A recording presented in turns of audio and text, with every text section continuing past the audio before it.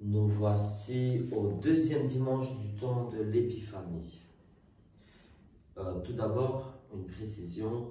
Je vois certains confrères qui, à partir de ce dimanche, mettent des ornements verts et disent c'est le deuxième dimanche après l'Épiphanie. La terminologie n'est absolument pas correcte. Elle n'est pas exacte. C'est le deuxième dimanche de l'Épiphanie, du temps de l'Épiphanie. Et les ornements sont blancs. Et les ornements d'ailleurs sont blancs. Les rubriques le prescrivent, des ornements blancs, jusque quand on fait l'adieu à l'Alléluia. Et là, on prend des ornements violets pour commencer le temps de Septuagésime. Mais jusqu'à la Septuagésime, on est toujours en ornement blanc.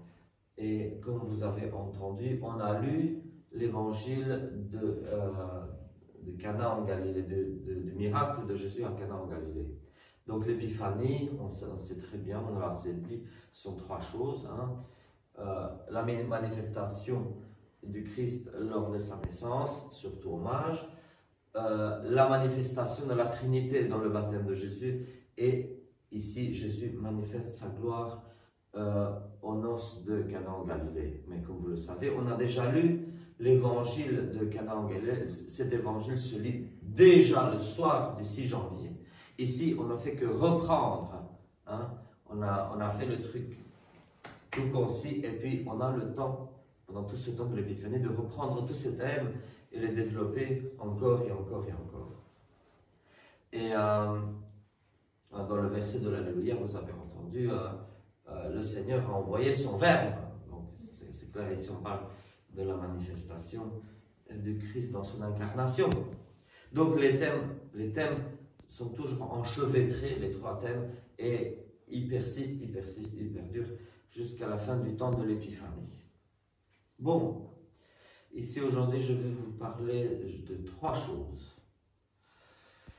D'abord de l'Épître aux Romains, et quand Saint Paul nous parle des ministères, puis je vais vous parler de l'alcool, et puis du mariage, parce que ce sont trois choses qui ont été lues aujourd'hui.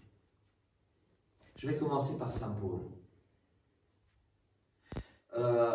Il nous dit, en gros, que dans l'Église, chacun a reçu des dons différents et chacun doit exercer les dons que Dieu lui a donnés.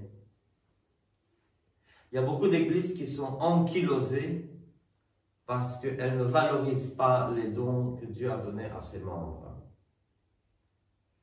Dans l'Église, bon, vous savez, la Sainte Trinité, Dieu le Père, qui travaille avec ses deux mains qui sont son Fils ou son Verbe et son Esprit Saint.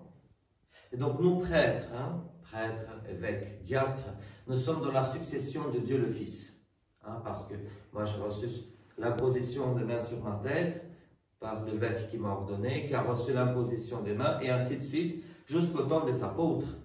Donc c'est de Jésus, nous sommes tous dans la succession du ministère de Jésus, du sacerdoce de Jésus. Mais dans l'Église, il y a aussi d'autres ministères qui sont dans la succession de l'Esprit Saint. Et là, il n'y a pas d'imposition des mains de l'évêque. L'évêque, parfois, va, au vu du peuple, va certifier qu'il y a ces dons-là, ces ministères, mais ce sont des ministères charismatiques. Je n'aime pas appeler ça le clergé inférieur, comme certains aiment l'appeler, parce que l'Esprit Saint n'est pas inférieur au Fils. L'Esprit Saint n'est pas inférieur à Jésus. Dans la Trinité, toutes les trois personnes sont égales entre elles. Donc, les ministères charismatiques ne sont pas inférieurs, ils sont juste différents. Ils ne sont pas inférieurs, mais ils sont différents aux ministères ordonnés. Bon, alors, dans l'Épître, Saint Paul parle en fait de deux choses. Il parle des ministères charismatiques, mais il mentionne aussi une chose très importante, il mentionne l'évêque. Je reviendrai à ça après. Donc, je disais que dans l'Église, il y a des ministères charismatiques. Qu'est-ce qui se passe dans les différentes églises? Je l'ai trop vu de mes yeux et ça me dégoûte. Des gens qui arrivent dans une paroisse, ils vont dire « Moi, je suis musicien. J'ai le don. Dieu m'a donné le don d'être musicien. Je veux servir la paroisse avec les dons, gratuitement avec les dons que Dieu m'a donnés. Et qu'est-ce que le prêtre et le conseil paroissial vont dire? Ne nous dérange pas! Nous sommes bien comme nous sommes. Nous avons un aphone nul comme organiste, mais c'est pas grave. On préfère payer ce gars-là qu'accepter quelqu'un de nouveau. C'est ça qui arrive souvent. Quelqu'un d'autre va arriver et va dire, moi, j'ai tel autre don que Dieu m'a donné. Je sais faire telle chose dans l'église. Je veux bien faire ça gratuitement. On va lui dire, casse-toi, on n'a pas besoin de toi, on a déjà assez ici. Plein d'églises sont ankylosées parce qu'elles refusent. Dieu envoie ses serviteurs. L'Esprit Saint est descendu sur certains en leur donnant des dons. Et ils arrivent dans les paroisses. C'est des gens qui parfois ne sont pas très pratiquants. Ils arrivent dans les paroisses et on les balaye hors de l'église. Parce qu'on ne veut pas de leur ministère, on ne veut pas de leur charisme. Bon, maintenant, il y a aussi des cas inverses. Il faut que je mette un bémol à ce que j'ai dit. Je connais un cas où il y a eu un mauvais chantre qui a fait fuir tout le monde de la paroisse, d'une paroisse. Donc, le curé de la paroisse a toujours laissé faire le chantre, laissé faire au chantre tout ce qu'il a voulu.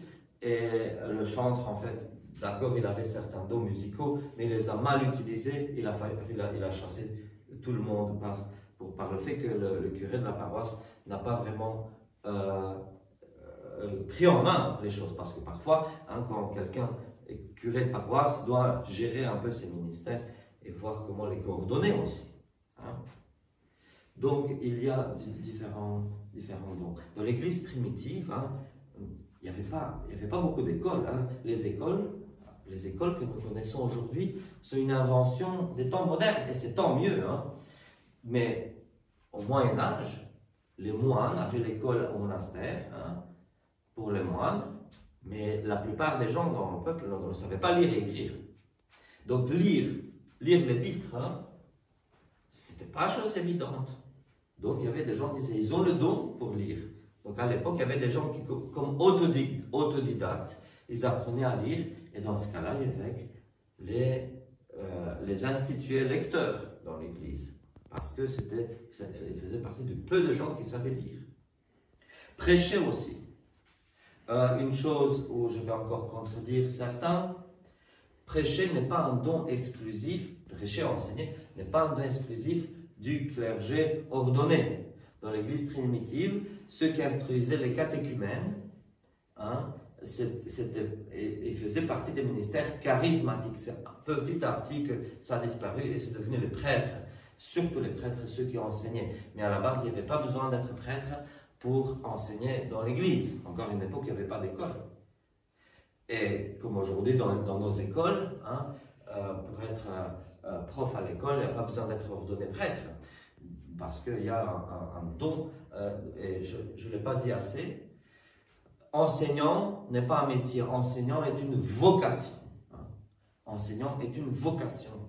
Tout comme médecin, être médecin est une vocation, pas un job. C'est une vocation. Médecin, c'est une vocation. Enseignant, c'est une vocation. Prêtre, c'est une vocation.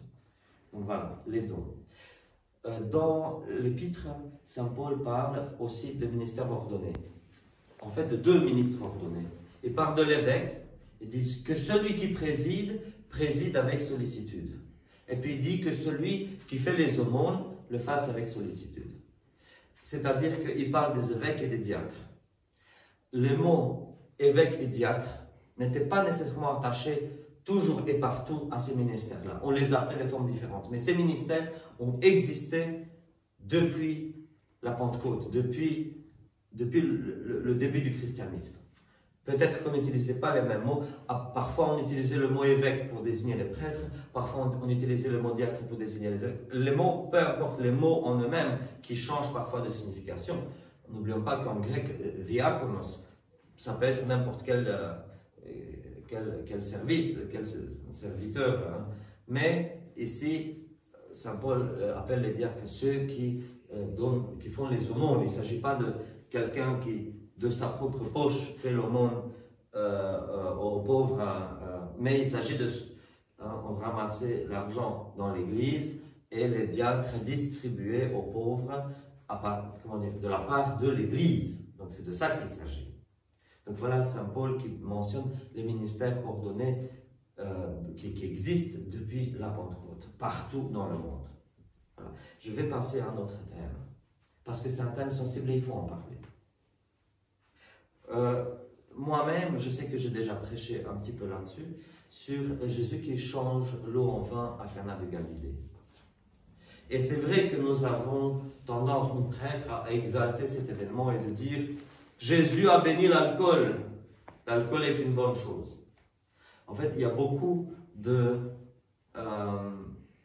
d'avertissements dans les Saintes Écritures. Beaucoup, je ne peux pas les compter. Beaucoup d'avertissements contre l'alcool. Ici, oui, Jésus change l'eau en vin. Et probablement, c'était du vin alcoolisé. Je suppose que c'était du vin alcoolisé. Autrement, on aurait appelé ça du mou. Maintenant, voilà, on n'était pas là pour savoir s'il était alcoolisé ou non. Mais probablement, il l'était parce que le but était de créer la joie au mariage. C'est-à-dire que parfois, il faut faire des exceptions à notre train-train quotidien et se permettre certaines choses. Mais ça ne veut pas dire que l'exception doit devenir la norme. Donc c'est vrai que de nos jours, l'alcoolisme est plus grand que le bénéfice que le vin procure. Et biologiquement, génétiquement, il y a des personnes qui sont plus prédisposées à l'alcool que d'autres. Il y a quelqu'un qui va boire de l'alcool une seule fois dans sa vie et qui aura envie de ne pas s'arrêter et qui va devenir alcoolique. Et l'alcoolisme, il faut arrêter de culpabiliser ça, de dire « Ah, ivre, l'enfer, machin. » Non. L'alcoolisme est une maladie. L'addiction à l'alcool est une maladie.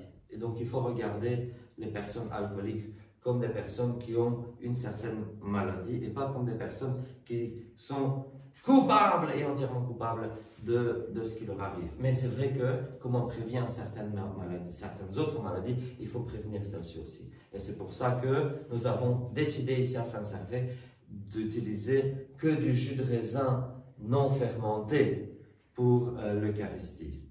Le jus de raisin non fermenté est une matière valide pour l'Eucharistie. Et comment est-ce qu'on le sait? On le sait parce que traditionnellement, le 6 août, en la fête de la Transfiguration, traditionnellement, on utilise du jus de raisin non fermenté, puisque c'est la saison de la vendange.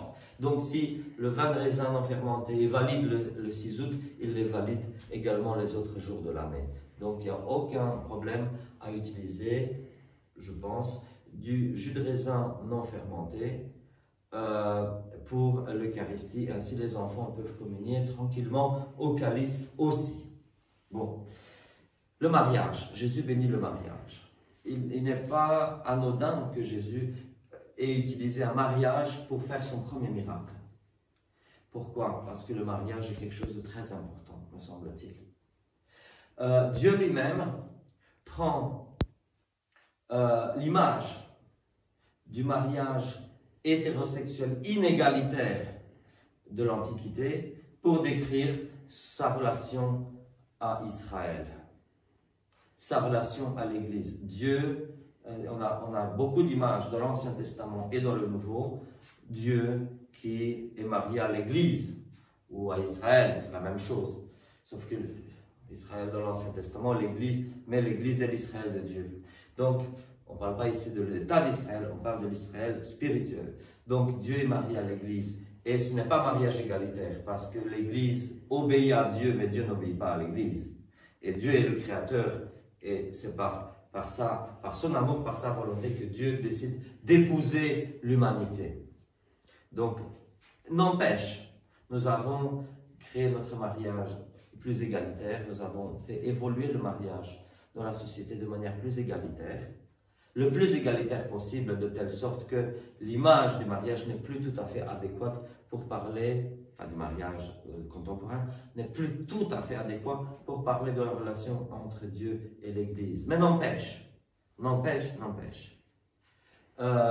on parle des temps finaux, du temps final, quand Dieu créera un ciel nouveau et une terre nouvelle, on parle des noces de l'agneau de Dieu qui est le Christ, les noces de l'agneau, le banquet des noces de l'agneau, et donc le festin du royaume. Donc ce que nous aurons dans l'éternité est comparé à un festin de noces, malgré tout. Et c'est pour ça que Jésus décide d'inaugurer sa vie publique par le mariage des noces de Cana, où il transforme l'eau en vin. Dernière remarque, Jésus ne dit pas « prenez les meilleurs vases, les meilleurs récipients de la maison, et c'est là que je vais transformer l'eau en vin ». Non, il prend des bassines qui servent à la purification, des bassines dans lesquelles on se lave, hein, même si c'est fait de pierre. Il prend des récipients qui sont destinés à autre chose. Et ce sont ces récipients-là qu'il utilise pour changer l'eau en vin. Ça veut dire que aussi dans notre vie de tous les jours, Dieu choisit parfois des choses bizarres, pas les choses les plus appropriées. N'oublions pas que Jésus, quand il est né, il a dormi dans une mangeoire, dans une crèche, dans une mangeoire d'animaux, pas dans un berceau d'enfants. Dieu choisit parfois les choses les plus abjectes, les plus vilaines, pour les rehausser et leur donner une importance plus haute. Hein. Comme, il y a beaucoup de cas aussi de l'Ancien Testament où Dieu choisit les choses les plus basses pour en faire les plus hautes. Et dans notre vie de tous les jours, souvent, c'est comme ça. Souvent, c'est parce que nous pensons que ça va être. Dieu choisit parfois les éléments les plus abjects pour manifester aussi sa gloire dans notre vie quotidienne. Amen. Amen.